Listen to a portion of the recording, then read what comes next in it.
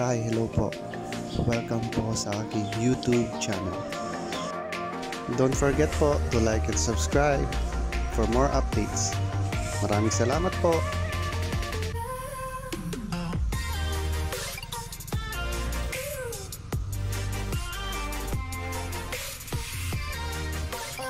Shoutout nga po pala sa lahat ng members ng Bikers All Terrain Zamboanga. Paumanhin po pala kasi yung mga videos po dito is medyo nakaangat po, nakatingala yung camera kasi po ikamali po ako ng angle. Pasensya na po, pero sana po kahit pa paano mag-enjoy po kayo sa panonood. Salamat. Parati po natin tatandaan, every ride magsuot po tayo parati ng helmet and mga protective gear na makakatulong sa atin.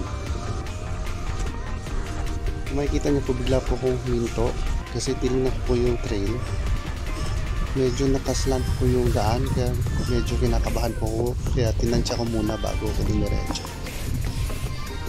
Ay, sa wakas nakatawid din. Kinabahan ako doon.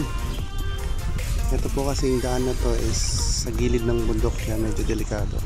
So ang technique po is tingin lang kayo ahead sa daanan nyo para matansya nyo kung anong gagawin sa track. Ayan po, mga kasama ko naghihintay sa akin. Sa grupo po kasi namin, ganun po kami. Pag may naiwan, hindi po mag-roll out kung hindi pa kompleto. So naghihintayan po talaga kami. Kaya salute Bikers All Terrain Zamboanga. So ayan po, tulak mode again. Paakyat ng bundok. Kasi alam naman po natin, more akyatan means more babaan. At yan po si Master Gilbert. Yan po, nakikita nyo, ang dami mais. Siguro yung mga nakatira dito is unlimited mais. Mais, eat all you can. Ang huling daan ko po dito, wala pa po yung mga parang bakod sa gilid. Kaya nagulat po ako meron ng bakod. Yan, sarap mag-ride. Smooth lang takbo.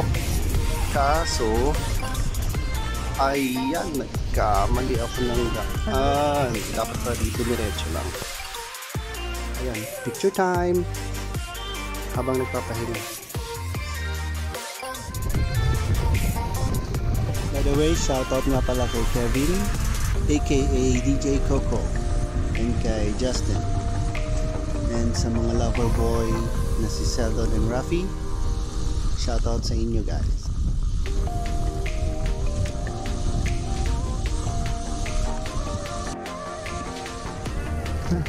Sa biking halos lahat nakakapagod kasi pag papakyat ka, syempre may mga types na hinga mode, tapos tutulak ka pag di kaya. Ganon din pag pababa, although relax ka sa pagpa-jump, pero syempre yung paa mo kailangan firm, din yung kamay mo kailangan steady din kasi di mo alam kung anong mangyayari sa trail, so kailangan aware ka and attentive. Kaya yun, may times na minsan pag hindi ka sanay, nakakangawit sa paa and sa kamay.